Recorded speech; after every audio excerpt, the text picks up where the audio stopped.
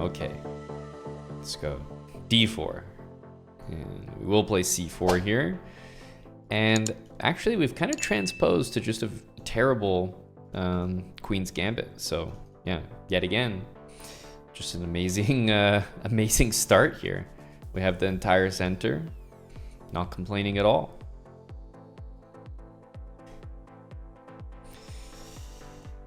Okay, bishop here. I mean, it's just that taking is so good for us.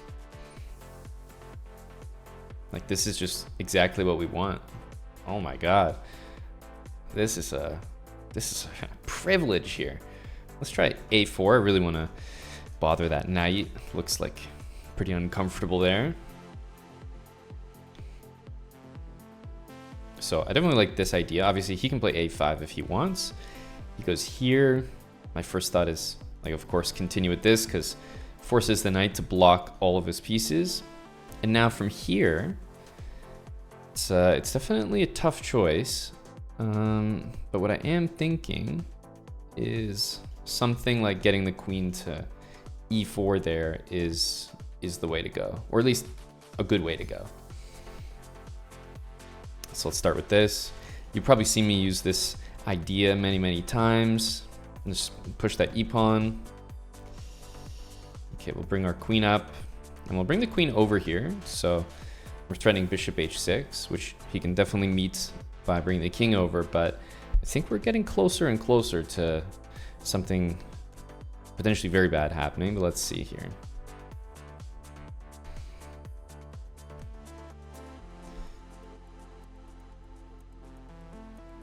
Everything looks like very close to a problem, but I don't quite see it.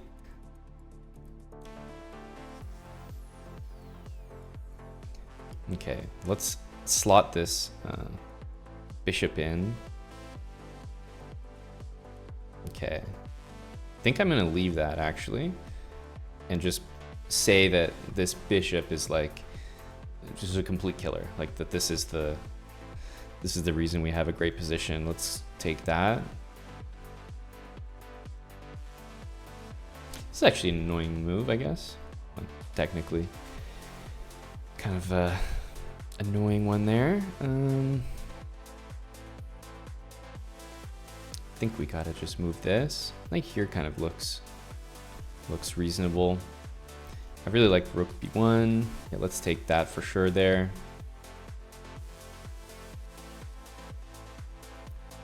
Like rook on b6. This looks like a coffin for this bishop. Absolutely terrible piece.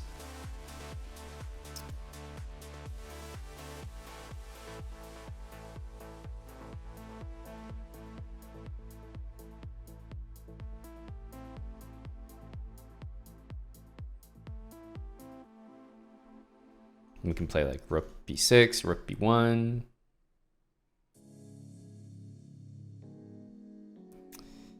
I mean, could probably just do nothing here, honestly. I think we can take. The reason I like this is because knight there to play knight d5. We can, okay, couldn't have conceived a worse move there. When the knight comes here to play knight d5, we can just play c4, and it's so brutal. But yeah, I mean, this position is basically over. Things are hanging, but like I'm under the impression I can take it anytime I want, so try to invade with all my pieces. And oof, that is a position could not be worse. Let's lock that bishop in.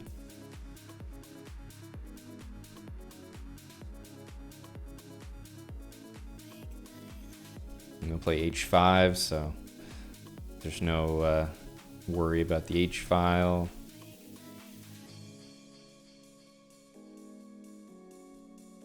I mean, it's not close.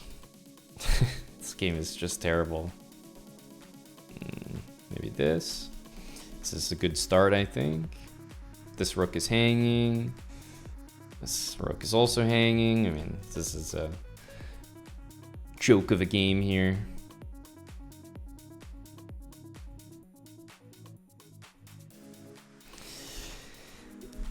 Absolutely, absolutely brutal.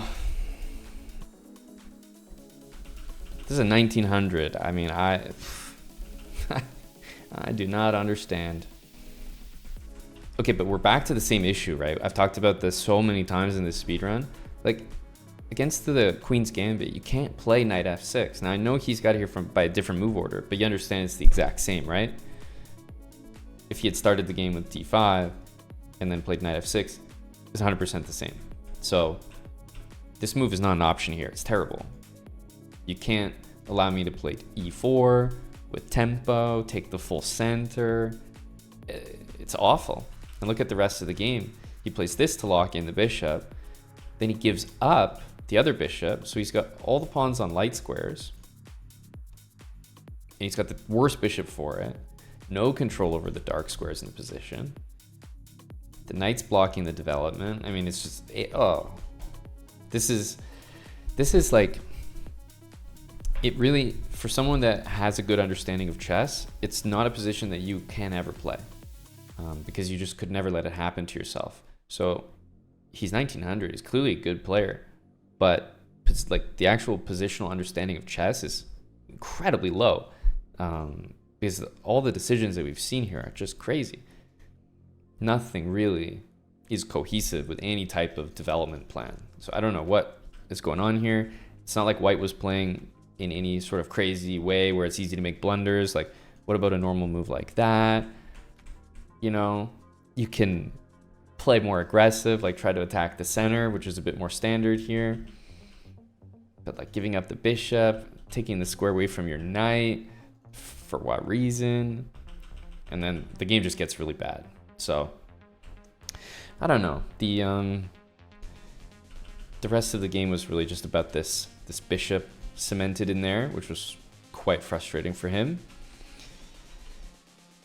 And so it wasn't too difficult, but out of the opening, I think we can all reach this type of position. If your opponent's going to give up the dark square bishop and let you have the center, main plan that I always go for is like against the knight on b6. Okay, I always chuck the pawn up the board, but mainly queen e2, e5, and queen e4. Like that alone is worth a lot.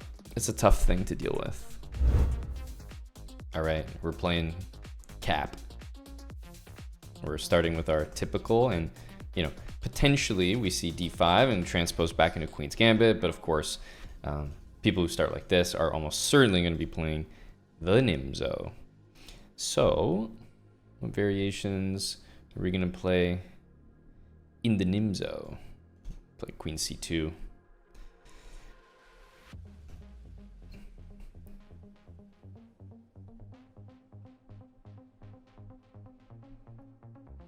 b6, I think I'll go straight with e4. At this point, one of these two moves is pretty standard. There we go. So we kind of get a Queen's Gambit here. It obviously won't be a perfect transposition by any means. Like we wouldn't play this. Like things are a bit different, but the structure is going to be similar. So at least there's that. Maybe we can play this way, a3. Usually black takes and plays b6, but I guess you can also play b6 right away. Maybe c5, knight e4, but I think taking is the main move here. Okay, c5, let's be sure. I think we want to take this way.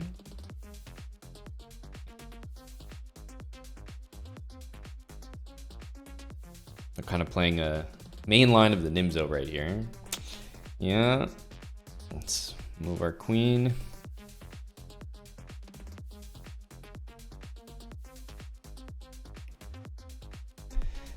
Okay, very strange move. Not sure I understand that one.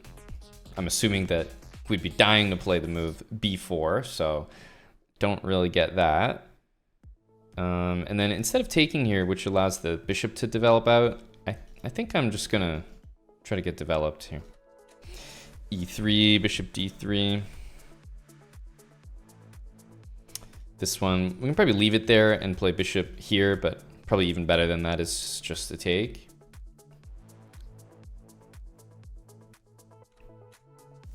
We can castle now. We also have bishop bishop b2, and most importantly, move I like is this one because it does look like it gets that queen trait that we're looking for. So yeah, I do like that one.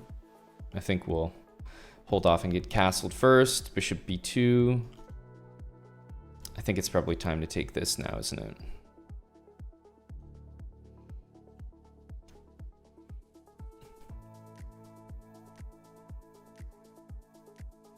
Definitely bishop takes, or at least it should be.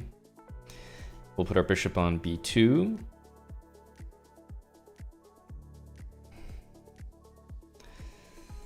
And we're gonna have to move this one next, or we can play rook. I actually kind of like rook c1, especially because knight c3 is a blunder waiting to happen. What we'd want to do here is, yeah, okay, never mind. It was the blunder we expected. Okay, GG. The Nimzo, queen c2, very, very classic main line. d5, so we sort of get a queen's gambit. And c5 is playable, but I'm pretty sure this position is good for white, and this move is just a horrible, horrible move. Obviously, I'm dying to play b4 to support the c-pawn and hit the queen, and the guy plays check so that I can do it anyway. It's like, okay. Our position after that is just very good. Bishop d3, castles. And I think bishop b2, bring the rooks is phenomenal, but I just wanted to get the queens off. Bishop pair, we're just absolutely crushing this position. And our next couple moves probably be like rook d1, knight d4, and then f3, e4 to kick the knight out and kick the bishop out. Okay, we got d4 here. Let's see. Okay, he does go. Wasted talent. Okay, we might go back. Guys, I think we might. There we go. We're back into Queen's Gambit here. A lot of transpositions. Let's play our move e3. We see the bishop come out. And again, there's some variations with queen b3. Always consider those. But what we're going to do is we're going to be playing with knight f3 here. Knight f3, e6. I see this bishop immediately. The main theory is all about capturing it, so knight h4. Okay, this one feels like I'm kind of being chased, you know, exactly where we want to go. So let's do this, and I think next we'll play h3 and g4, try to get our hands on that bishop. Okay, so we've got the bishop here.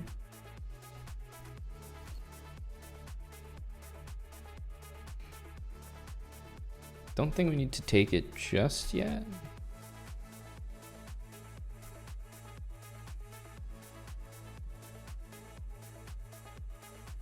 Just make moves that look like they could threaten something. Ooh, queen there. That doesn't feel like the right move.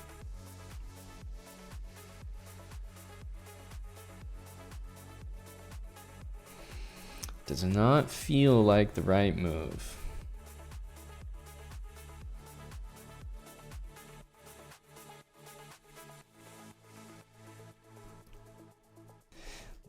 Maybe now that the knight can't go there, can play this. I think knight e4 is not great. So yeah, he makes a very logical move there.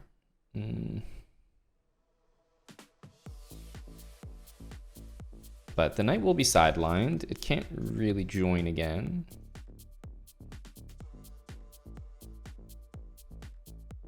Again, such a weird decision there.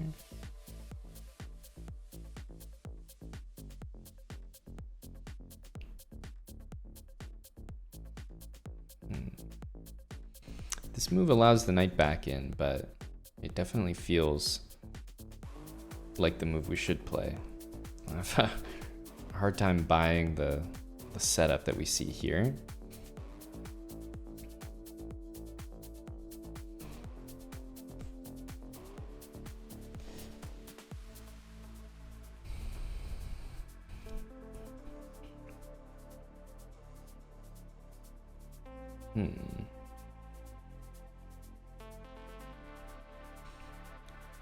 Developed here.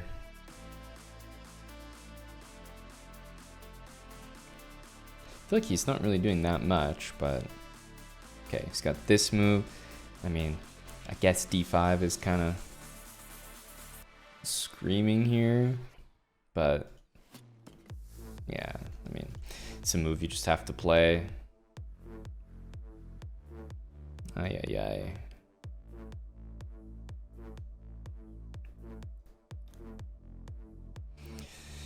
D6 has to be right. Like, I don't even know. I don't even know what I'm looking at anymore.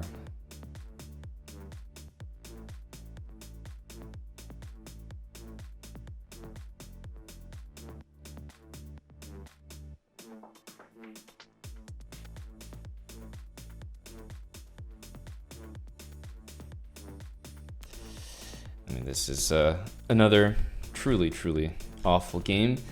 I don't know. The opponents are kind of playing in some really weird ways. The power of the Queen's Gambit, I'll chalk it up to that. So I definitely think that this this bishop f5 move is, you know, you want to be thinking about queen b3, but I've played this line a few times where you go like this immediately, and I don't really like it enough. If they don't know what they're doing, like, you can win a pawn very easily, but it's not my favorite. So I like just knight f3 and just playing the main line where you go after the bishop. And if they play this, of course, now it makes sense. They have to defend the pawn. Now you get the bishop. And we can even add more pressure. So it's very hard for black to develop here. You got to watch the pawn at all times. I have the bishop pair. And I think just expanding in the center makes way too much sense. So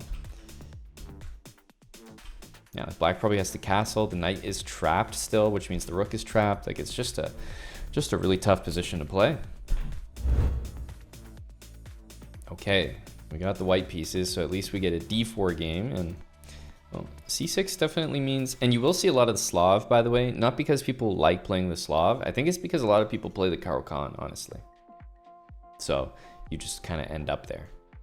I play knight c3, e3, and for example, you know, bishop f5, bishop g4. We've seen these moves before. Bishop here.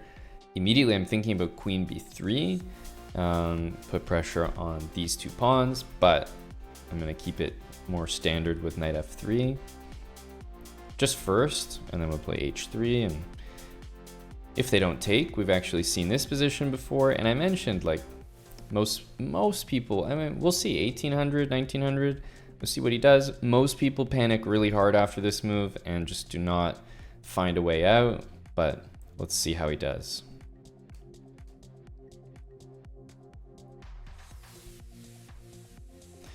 So this is kind of what I mean. This is already serious trouble for black. Knight g4 loses a piece. Knight e4 will eventually lose that e pawn. G6 pawn is going to be a target here as well. Yeah, we just want to take this. And now the question is, how do we win this pawn? Both bishop g2 and queen c2 look great. Yeah, just all the above. Probably start with the bishop here. This one, I mean, bishop d2 is a great move, but I'm not gonna lie, king e2 it's kind of looking better. I just I don't respect that move. I can play a3 b4 as well. It just doesn't look like a move that will bother me. We can play this. We can also play c5 first. I think we want to leave this pawn here though.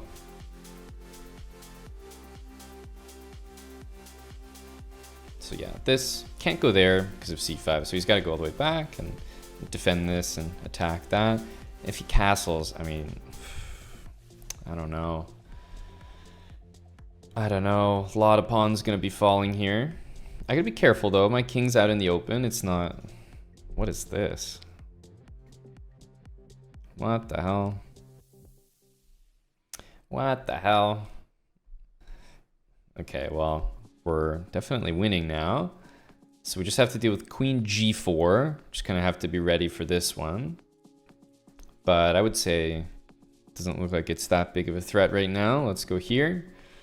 Queen g4. First of all, we can go back, but I actually think that f3 and then king d3 followed by rook here is probably going to be very good. But let's see for a sec. Yeah, I think this is the way to go. King's actually just quite safe here for the moment. There's no tricky knight checks, and this looks pretty strong. Yeah, so he's gonna back out.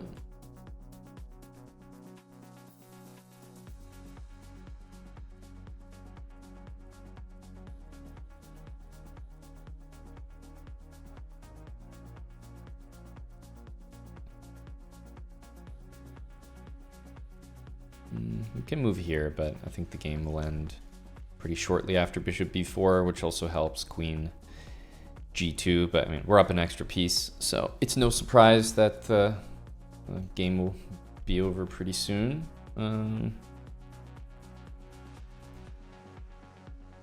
Let's take this.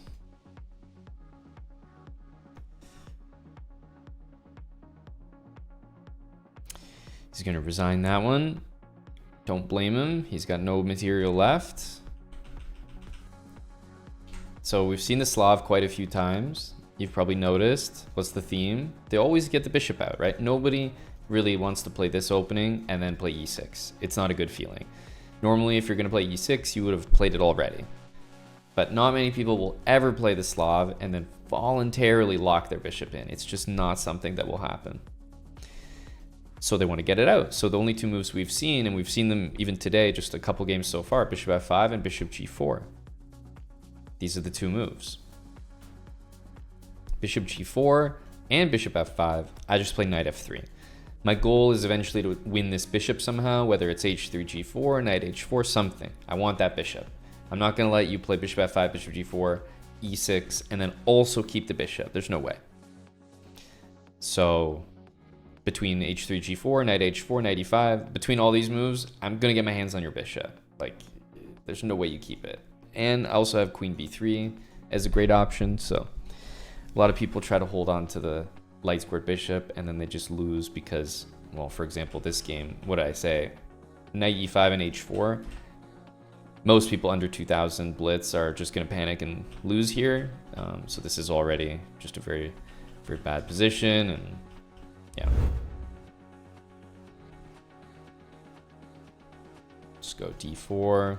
Okay, this move definitely indicates that we're going to be back in the Slav. So, okay, we were just here. Matter of fact, we were just here. We've actually just played this game. So knight d7. Let's think here because h3 and g4 is going to be a little bit different now because obviously knight e5 is already covered. I can still play knight e5 there, but it will work a little bit differently. But against this one, he has me thinking a little bit more about taking and queen b3 just because I don't see that e6 move. So I'm like, okay, maybe that's more of an option. I kind of like that. And I think we could go for that. I can definitely start with h3, just why not include h3? Because if he takes, we're very happy playing that position as well. Okay, that's fine. We'll take. Black will obviously play. Oh. We'll not play e6 and defend the pawn. Instead, we'll hang a pawn. I don't get it. I sincerely do not get it, so we're going to have to fall for it. Okay, so he's threatening nothing instead of moving his queen. These are definitely the worst 1900s I've ever seen. Nothing, no reaction. What's going on here? These guys are all bots. These guys are playing like 1000s, man. What's going on here? You see this? He just takes it back like as if nobody saw anything. You realize you're completely lost here, right?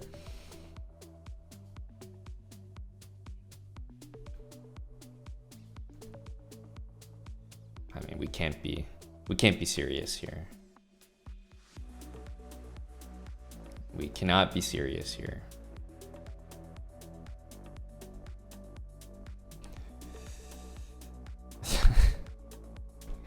Okay, I'll castle.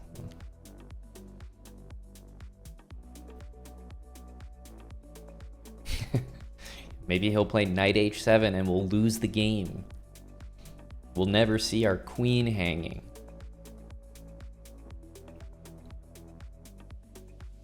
Could have lost the entire game right there.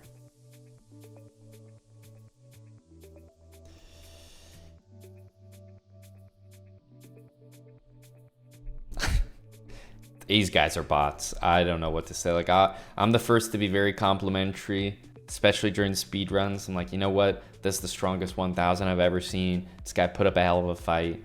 This guy beat me. I've lost some games before, but you gotta call a spade a spade. These guys are terrible. However, we're getting some great exposure to the Slav here, especially with bishop f5 or bishop g4 being played. We respond with this, and usually black plays e6, but here we got a different look, knight d7. And I'll always start by just, you know, if I can get the bishop, that's already like, it's not an amazing opening advantage, but it's something. Immediately white is better. There's nobody can argue with you. But black should obviously defend everything, bishop and castle. We would have played a normal game. It would have been hopefully instructive, but instead we just see hanging pawn, and then he decides to hang his queen as well. Generous guy.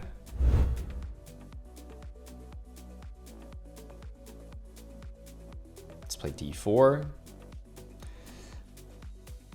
Okay, I've always said don't try to play Queen's Gambit. Like, if someone's playing this, just play a different opening. That's okay. It's okay. d5. Okay, plays b5. I suppose I'm just gonna have to take it. Gonna have to respect you here, brah. I know a4 and c4 can both be played, but also you kind of just look at knight back to c3 and it's like, that looks like a pretty reasonable move, right? Can't say no to that. So what do we want to do? I feel like a4 makes a lot of sense here. I really like a4. Okay, queen. Interesting, queen here.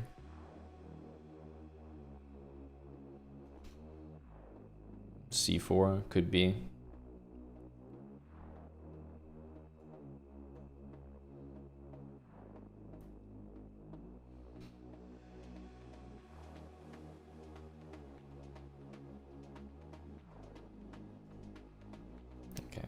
I think we want to take this way.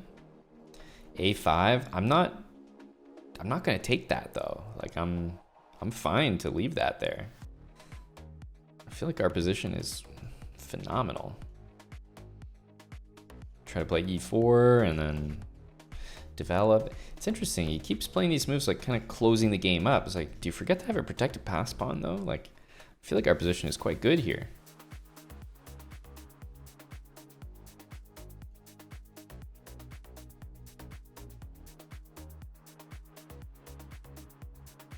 Okay, let's put a knight on c3. Looks like the best place. Okay, now we can see our guy here is definitely trolling a little bit. He's trying to just like block everything. I mean, it's not gonna work. That's not how you play. That is not how you play. Okay, so now we're gonna adjust and definitely put our knight on f5. I was initially gonna go here, but now you'll see knight f5 is absolutely crushing. Okay, we have this pawn we can win straight away, but I don't even feel that that doesn't do our position justice. I'm gonna defend this again. I feel like this is kind of annoying. Like, just because you can't do that. But we're happy to just go here, like king e2, maybe slide the rook over. Eventually, like, I'm gonna have to take this pawn and try to break through, but I think I'm probably okay with this. Just for now. Ooh, maybe I wish I put that pawn there, but actually, bishop e3 is pure genius. We can play b4. Beautiful move. Oof. Maybe queen here. Yeah, starting to take this way now. Queen a4, actually. Yeah, queen a4 is insanely good because he can't take either way, and I'm about to take this now. Even though this is a phenomenal move, I think taking here is about to knock him out.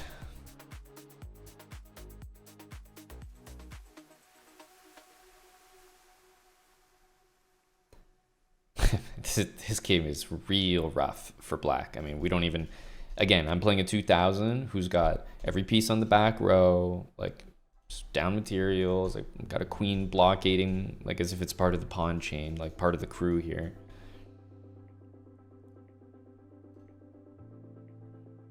This one, of course, because if I put all the pawns on light squares, I feel like he can kind of blockade a little bit. So I think I definitely want this. Let's put the queen here. This is defended for now.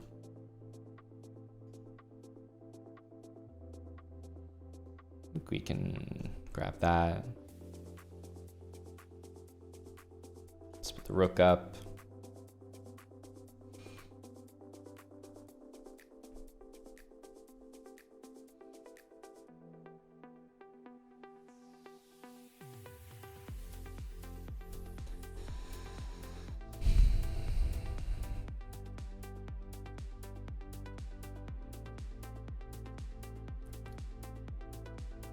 I feel that we're very close to making a move like this work.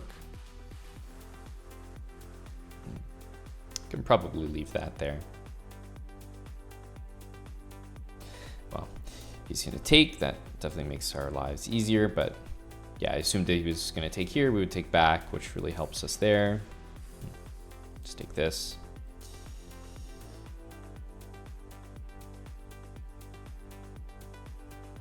I think we want to just, okay, this is a hilarious position. C5 is checkmate. Queen b5 is obviously mate as well, but I think this is a queen c8, c5 game. Okay. This guy's, I don't know what to say. Unfortunately, I don't have many good things to say about our opponents today. Everyone's playing very poorly. This opening isn't really an opening. I don't think I've seen this before. Because if you want to play kind of a more Benoni or a Benko, kind of have to have that pawn on c4. b5 is not really an opening. And then like just h6, g5, like absolutely no regard for development or positional chess, or like you don't have a light square bishop and you're putting all your pawns on dark squares, like categorically the worst thing you can do. You're moving your king up, like you got no development by move 20. We're looking at this position. It's just no comment. This is just terrible chess.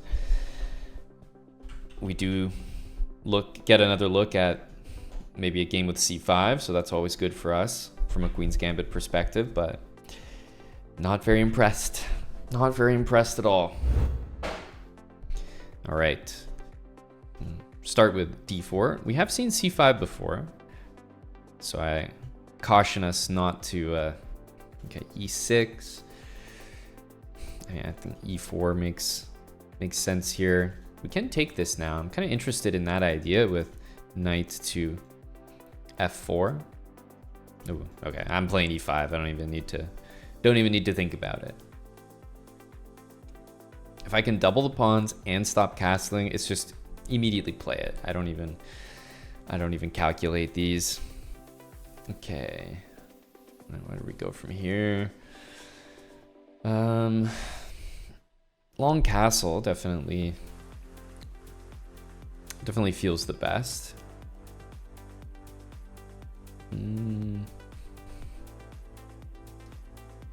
Bishop g5 in long castle. Yeah, bishop g5, even though it allows this, I think we want to retreat our bishop. So I like that. He's gonna do that. Let's castle.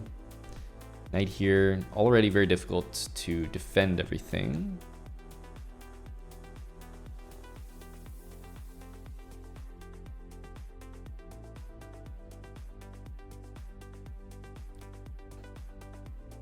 Let's try this.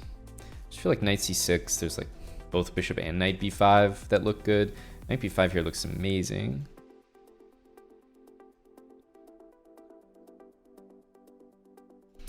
But if the king moves here, are we actually threatening anything? Knight c7 is not that impressive. So maybe this is that just the smarter thing to do? I'm not sure. I still feel like somehow this should be correct, but I have to admit, nothing too crazy after this.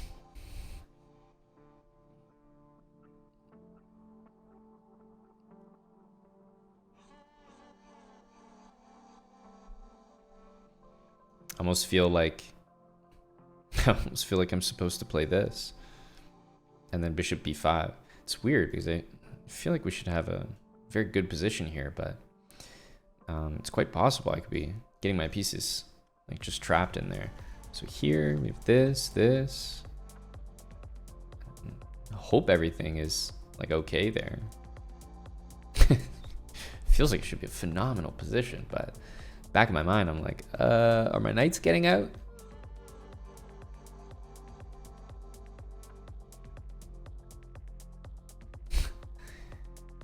Tell me everybody's getting home safe. That's all I want to know.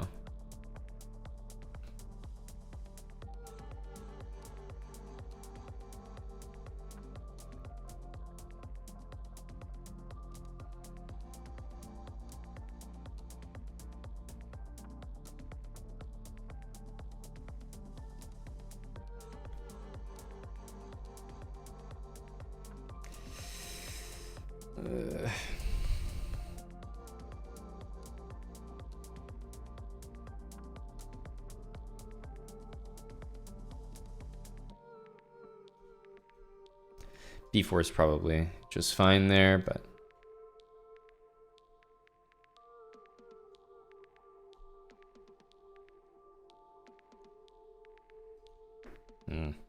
three extra pawns. I feel like this has to be okay.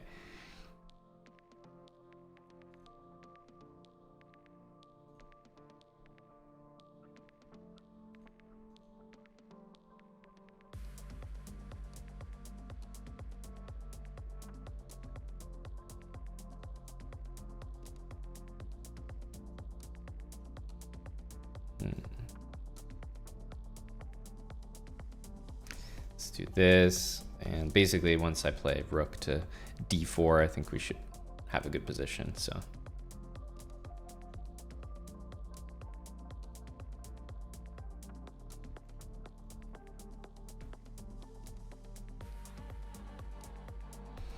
I guess we do want to trade a pair of rooks. Let's go ahead and do that, even at the cost, I was going to say, even at the cost of a pawn, but it doesn't look like it will cost us that pawn.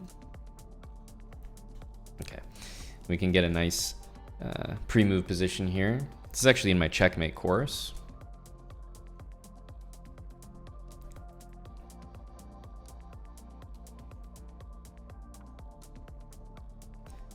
It's completely foolproof and really a fantastic pattern to know.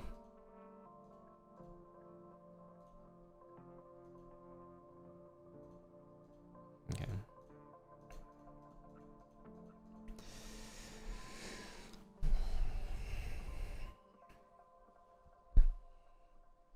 GG. We get to hit 2,000 while perfectly advertising the checkmate course. Exclamation mark. Checkmates. Tell me we have it on Kick. It's on our chessbrah store. Hey, very nice. 2001. But yeah, this well, this pattern, just, it's unstoppable. You'd think it's a weird pattern to be familiar with, like why would you care, you're up 3 pawns, but I actually find myself in this position quite a lot, where you just have 3 extra pawns and a rook against a rook. I don't know why, but it's like very common. And you can definitely, like, even here, it's like, how, what do I do? Like, if I push this, my rooks like could be attacked. This hangs the pawn, this hangs the pawn. Like, even here, like, it wasn't clear how I could advance in a way that was something I could replicate, you know, with 4.8 seconds. And then I was like, wait a minute, I have this. I have 4.5 seconds here, but then once I slot this in, boom, every single thing can be pre-moved. And at the end, you have to understand, like, rook b8's your next move, but don't pre-move it because they're probably going to sack here. So you can pre-move everything except the very last move, and that's it. And then it's done. And then you can usually mate in like 5 moves. The only reason that I didn't mate immediately is because I thought he was going to play here, and so I played rook here, intending checkmate. He decided to move out. It's like, okay, we got to queen our pawn, but no sweat. We know how to do that checkmate pattern also from our course, so no problem at all. Well done, you made it to the end of another episode in the Queen's Gambit speedrun. Make sure to like the video and leave a comment down below if you enjoyed. And if you haven't subscribed, make sure to click that subscribe button and turn on post notifications so you never miss the next episode.